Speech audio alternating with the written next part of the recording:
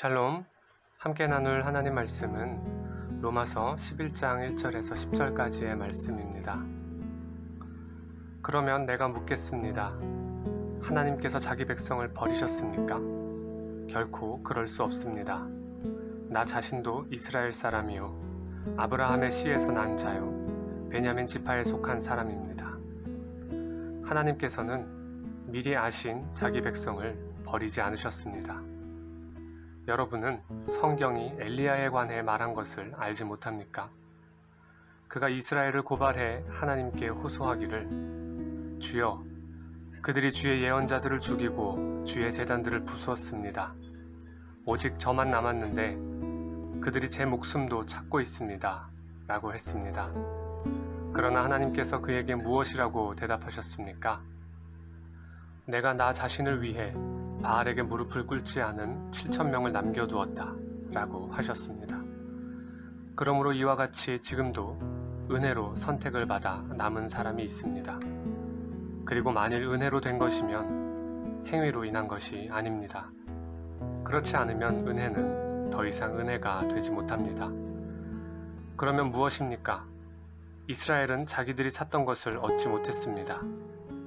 오직 택하심을 받은 사람이 얻었고 나머지 사람들은 완악해졌습니다. 기록되기를 하나님께서 오늘날까지 그들에게 혼미한 심령과 보지 못하는 눈과 듣지 못하는 귀를 주셨다라고 한 것과 같습니다. 또 다윗도 말하기를 그들의 밥상이 그들에게 덕과 올가미와 거치는 것과 보응이 되게 하시고 그들의 눈이 어두워져 볼 수 없게 하시고 그들의 등이 영원히 굽게 하소서라고 했습니다. 아멘. 사람이 볼 때에는 소망이 없는 것 같고 저런 사람에게 무슨 복음이 라고 생각되는 사람도 있을 수 있습니다. 그러나 만약 그 사람이 하나님께서 미리 아신 자기 백성이라면 그는 반드시 하나님의 때와 섭리 가운데 복음을 듣고 구원을 얻습니다. 그래서 우리가 복음을 전하는 일은 곧 하나님의 때와 섭리 가운데 쓰임받는 소중한 사명입니다. 우리가 마치 하나님이 된 것처럼 정죄하고 판단하며 저 사람은 전에도 듣지 않을 거야 혹은 저 사람은 좀 들을 것 같은데 와 같은 생각들을 가지는 것은 복음, 곧 하나님의 구원하는 능력을 폄훼하는 것이 됩니다. 바울은 좋은 소식을 전하는 사람들의 발이 얼마나 아름다운가 기록된 말씀을 인용하여 복음을 전하는 사명의 지고함을 알렸습니다. 그렇기 때문에 바울이 예로 들고 있는 엘리야의 시대에 엘리야가 느끼기에는 아무 소망 없는 상황과 세대에서도 하나님께서 바알에게 무릎 꿇지 않은 7,000명을 남겨두신 것과 같이 지금도 어떤 이는 하나님의 은혜 가운데 택함을 받아 복음을 듣고 믿음을 가지게 되는 것입니다.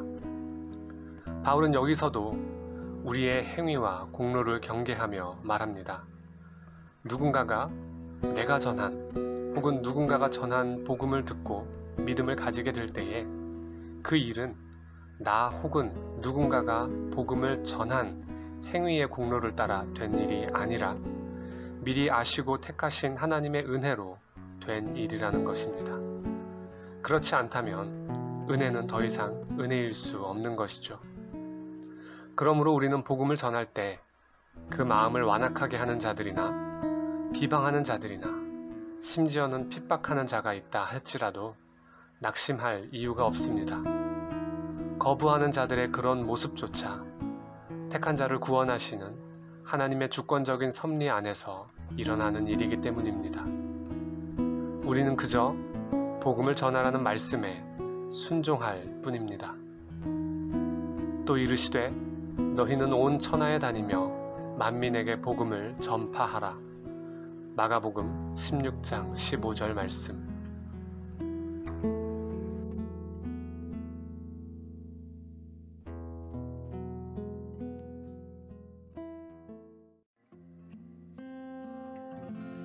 주여 날 가르치소서 주의 말씀